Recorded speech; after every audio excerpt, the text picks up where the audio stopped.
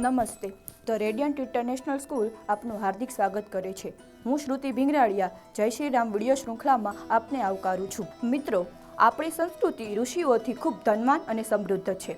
આપણા ઋષિઓ જટાધારી અને વલ્કલધારી છે. શું તમે જાણો છો કે આ ઋષિઓ મોટામાં મોટા જ્ઞાની, તપસ્વી, શાસ્ત્રકારો અને વૈજ્ઞાનિકો હતા? શ્રીમદ રામાયણમાં આ મોટા ઋષિઓનું વર્ણન કરવામાં આવ્યું છે. તો ચાલો આપણે આજે તેના વિશે થોડું જાણીએ.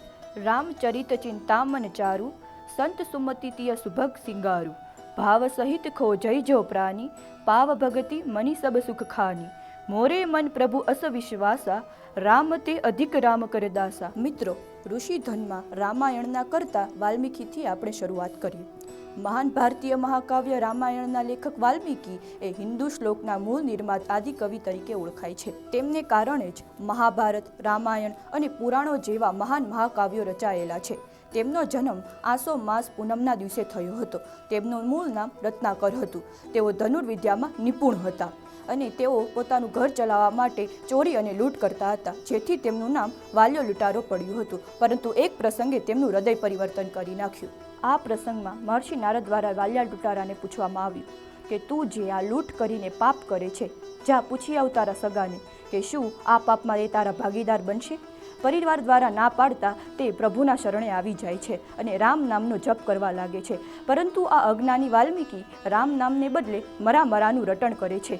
પરંતુ રામ નામની મહિમા તો જુઓ કે તે પોતે જ કહે છે, ઉલટા નામ જપત જગજાના, વાલ્મીકી ભયે બ્રહ્મ સમાન. વાલ્મીકીએ રામ અવતારની 60,000 વર્ષ પહેલાથી જ પોતાની દિવ્ય દ્રષ્ટિથી રામાયણની રચના કરી હતી. તો મિત્રો, હવે આપણે રામના ગુરુ વશિષ્ઠ વિશે જાણીએ. વશિષ્ઠ એ બ્રહ્માના માનસ પુત્ર હતા અને તે રાજા દશરથના પ્રધાન હતા. તેમના સલાહથીને જ અયોધ્યાનો રાજકારભાર ચાલતો હતો.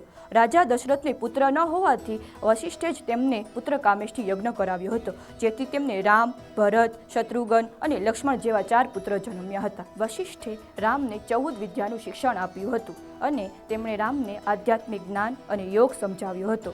તેમને રચેલ ગ્રંથોમાં મહારામાયણ અને યોગ વશિષ્ઠ એ ખૂબ જ પ્રસિદ્ધ છે.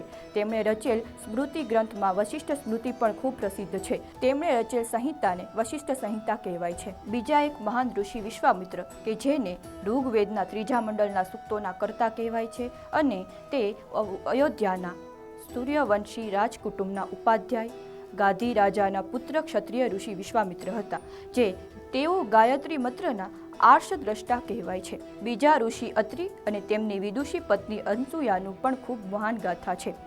અત્રિ અને અનસૂયા એ ઘરબાર છોડીને વનમાં આવેલા સંન્યાસી ન હતા, પરંતુ તેઓ પોતાની ઘરની જવાબદારી સંભાળતા હતા અને સાથે સાથે જ્ઞાન વિજ્ઞાનની સાથે પોતાનું આદર્શ જીવન જીવ્યું હતું. અત્રિ એ વેદ મંત્રોના દ્રષ્ટા હતા અને અનસૂયા એ ભારતનું એક મહાન નારી રત્ન છે. મહર્ષિ અત્રિએ ઋગ્વેદના 10 મંડળો પૈકી 5મા મંડળના દ્રષ્ટા કહેવાય છે. તેથી જ તેને આત્રેય મંડળ કહેવાય છે.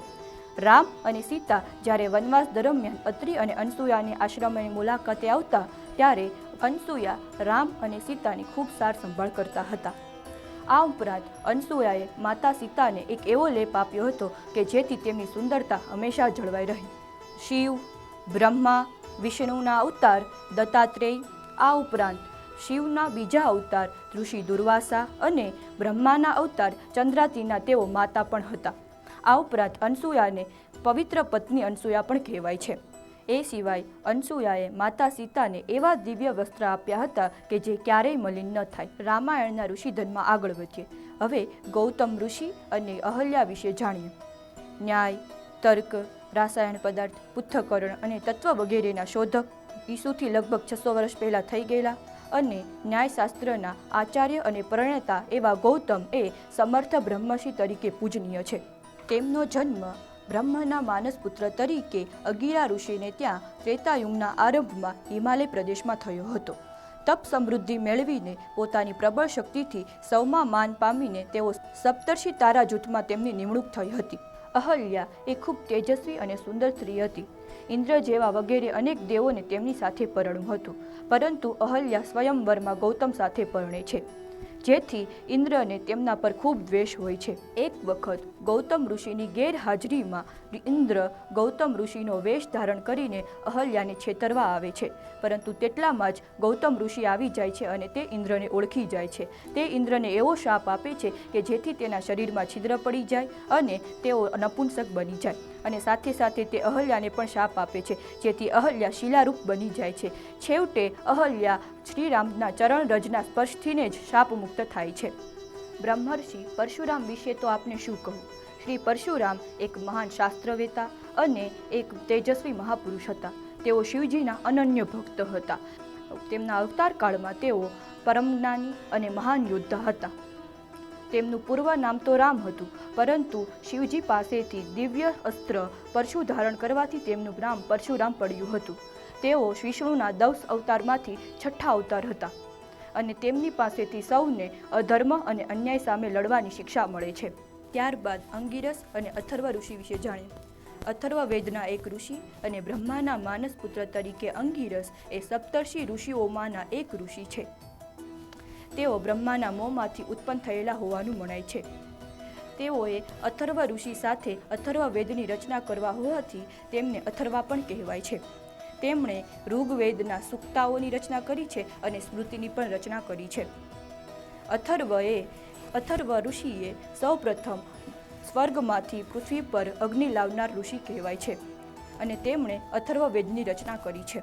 મહાન ઋષિ અગસ્ત્ય વિશે કહું તો તે સપ્તર્ષિ ઋષિઓના પૈકી એક ઋષિ છે અને તેઓ ઋગ્વેદના અનેક મંત્રોના રચયિતા પણ છે. રામ જ્યારે સીતાની શોધખોળ કરતા કરતા અગસ્ત્યના આશ્રમે આવ્યા હતા ત્યારે અગસ્ત્યએ રામને પ્રેમથી રોક્યા હતા. આ ઉપરાંત અગસ્ત્યએ રામને અમોધ અને અજોડ શસ્ત્રો પણ આપ્યા હતા. જ્યારે સમુદ્રમાં રહેતા રાક્ષસો દેવતાઓને પરેશાન કરતા હતા ત્યારે અગસ્ત્ય ઋષિ દેવતાઓની મદદ કરવા માટે સમુદ્ર પી ગયા હતા અને છૂટા પડેલા રાક્ષસોનો તેમને સંહાર કર્યો હતો. અને તેઓએ તમિલ અને પ્રાકૃત ભાષામાં ઘણા સાહિત્યો રચ્યા છે અને દક્ષિણમાં તેમણે ધર્મનું અને સાહિત્યનો પ્રચાર અને પ્રસાર કર્યો હતો. મહાભારતમાં શાંતિ પર્વમાં કહેલી વિદ્યાને અગસ્ત્ય ગીતા કહે છે. નૌકાશાસ્ત્રથી હોડી બનાવવાની શોધ પણ તેમણે કરી હતી. આ ઉપરાંત તેમણે રચેલ ગ્રંથ અગસ્ત્ય કલાધિકાર પણ ખૂબ પ્રચલિત છે અને તેમણે શ્રી લલિતા સહસ્ત્ર સ્ત્રોતની પણ રચના કરી છે. તેમના દ્વારા રચાયેલ અગસ્ત્ય સંહિતામાં વિષ્ણુ પૂજનની રીત દર્શાવવામાં આવી છે. હવે આપણે મહર્ષિ ભારદ્વાજ વિશે જાણીએ. ભારદ્વાજ એ બૃહસ્પતિ અને મમતાનો પુત્ર હતા. તેમને ઇન્દ્રએ સાવિત્રી વિદ્યાનું જ્ઞાન આપ્યું હતું. દંડકર્ણ્ય વનમાં રામને ચિત્રકૂટ પર્વત તરફ જવાનું માર્ગદર્શન ભારદ્વાજે આપેલો હતો. આ ઉપરાંત રામને પાછા અયોધ્યા લાવવા માટે નીકળેલા ભરતને પણ માર્ગદર્શન ભારદ્વાજે આપેલું હતું. ભારદ્વાજે પોતાના વૈમાન શાસ્ત્રમાં હવા, પાણી અને જમીન પર ચાલી શકે તેવા વિમાનની રચનાનો ઉલ્લેખ કર્યો છે અને આ વિમાનની રચના આજના આધુનિક એરોપ્લેન કરતાં પણ જટિલ છે. ભારદ્વાજે રચેલ વૈમાનિક શાસ્ત્રમાં હવા, પાણી અને જમીન પર ઉડી શકે તેવા વિમાનની રચનાનો ઉલ્લેખ કર્યો છે. આ વિમાનની રચના આજના જટિલ એરોપ્લેન કરતાં પણ વધારે કઠિન છે. આ ઉપરાંત તેને પાણી તથા અગ્નિથી બચી શકાય તેવા સાધનોનો પણ ઉલ્લેખ કર્યો છે. હવે આપણે ઋષિ શૃંગ વિશે જાણીએ. ઋષિ શૃંગ એ કશ્યપ કુળના પરમ જ્ઞાની વેદના પ્રવીણ હતા. રાજા દશરથે તેમને અયોધ્યામાં પુત્ર કામેષ્ઠી યજ્ઞ કરવા માટે બોલાવ્યા હતા. આ ઉપરાંત તે રાજા દશરથના જમાઈ પણ હતા. હવે આપણે મહર્ષિ યાજ્ઞવલ્ક્ય કે જે વેદના આકાશના ઝગમગતા ધ્રુવ તારક ગણાય છે તેના વિશે જાણીશું. તેમણે તપોબળ, જ્ઞાનબળ, યોગબળ અને ચારિત્ર્ય બળના તે સર્વોચ્ચ પરાકાષ્ઠા છે. પ્રભાસ સોમનાથના સરસ્વતી નદીના કિનારે સૂર્યનારાયણની ઉપાસના કરીને તેમણે વેદનું પ્રત્યક્ષ જ્ઞાન પ્રાપ્ત કર્યું હતું. શુક્લ યજુર્વેદના 40 અધ્યાયોની રચના કરી છે. આ ઉપરાંત આપણા રોજબરોજની પૂજા, આપણા 16 સંસ્કારો અને વૈદિક વિધિઓના મંત્રોની રચના પણ તેમણે જ કરી છે. આ ઋષિધનમાં સ્ત્રીઓ પણ કંઈ પાછળ નથી. ગાર્ગી અને મૈત્રેયી એ વૈદિક કાળની તત્વજ્ઞાની સ્ત્રીઓ હતી. વૈદિક સાહિત્યમાં તેમને પ્રાકૃતિક તત્વજ્ઞાની, વેદાંતી બ્રહ્મવાદીની સ્ત્રી અને બ્રહ્મ વિદ્યા સાથેની વ્યક્તિઓ ગણવામાં આવે છે. તો મિત્રો, હું આશા રાખું છું કે જય શ્રી રામ વિડીયો શૃંખલાના નવ વિડીયોમાંથી આપને આપના મહાન સંસ્કૃતિ વિશે ઘણું જાણવા મળ્યું હશે. પ્રચુર માત્રામાં જ્ઞાન અને સાત્વિક વિચારધારા સાથે ભરપૂર એવા આપણા ગ્રંથો છે. તે આપણને શાંતિ, સંતોષ અને પ્રેમપૂર્વક જીવન જીવવાનું શીખવે છે. અસ્તુ. જય શ્રી રામ.